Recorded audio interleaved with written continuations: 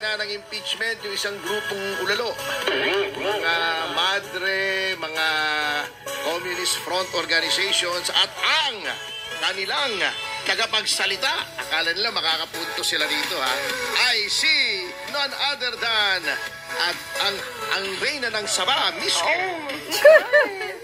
si Binibining Laila de Lima.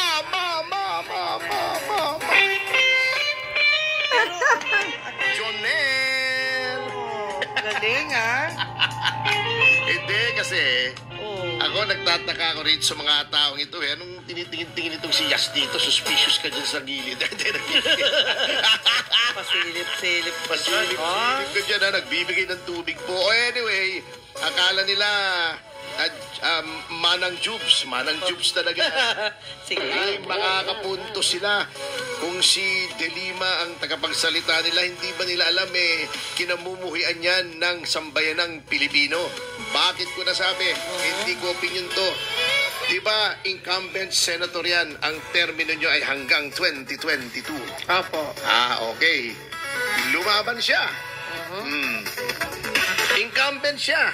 So may advantage siya ng incumbency, may partido siya. Anong rango niya? 22 ba? O yes. 23? Out of, ang 12 ang mananalo, siya ay pang 22, 23. Nangabote sila ni Gordon. Sapagkat dahil ang lagi nilang inuupakan noon ay si Pangulong Duterte. Opo. Mas marami pang nakuhang boto si Larry Caton sa kanila. Independiente yun. Ayun. Well, kasama dun sa kasama dun sa tawag dito, kasama sa yung ticket yata ni Pangulong Marcos.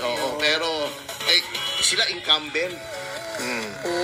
At saka baka akala, natatawa lang ako rito kay Laila de Lima. Ito factual to hindi libelous to. Pero kung gusto niya akong demanda ng libel, go ahead.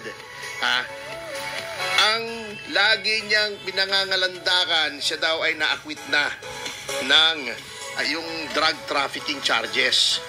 Ang nakakalimutan yata niya, meron pa siyang kaso sa ombudsman. Yung graft and corruption, yung pagtanggap niya ng suhol. At meron pang gustong magtestigo na siya ay tumanggap ng suhol. Ito ay lumabas ng dati ito, kaya hindi libelous ito. Dollars na ang totally 5 million pesos na ibinigay sa kanya sa isang bag ng Hermes. At baka nakakalimutan nila, may disbarment pa si Binibining De Lima sa Supreme Court na hanggang ngayon ay hindi pa nadidesisyonan. At hindi lang yan, but wait, there's more. Parang TV shopping lang Ang galing ng memory. But wait, there's more. Meron pa yung contempt charge. Anong contempt charge ito? Sa Korte Suprema. Bakit? Binaliwala niya yung pag-uutos ng Korte Suprema, yung TRO, na sinasabing huwag pipigilan sa paglabas ng bansa si dating Pangulong Gloria Macapagal Arroyo. Yan ang klase ng tao na akala mo kung sino dun sa Quadcom na pinagtitiwalaan itong Quadcom na maging testigo nila, maging resource person sa taong ganyang klase.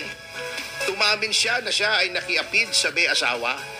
May charge siya ng graft sa ombudsman. May disbarment siya dahil siya for immorality. At meron siyang contempt. Siya ay opisyal ng gobyerno at abogado pa man. She is an officer of the court. Binaliwala niya yung pag-uutos ng Korte Suprema. Yan ang klaseng tao na ginudyos ng administrasyon na ito. Resource person pa. Ganyan ka-morally bankrupt ang administrasyon na ito. Si Laila de Lima na ang iyong frontrunner, ang iyong spokesperson, ay malaki na ang problema mo. Napakalaki na ang problema mo.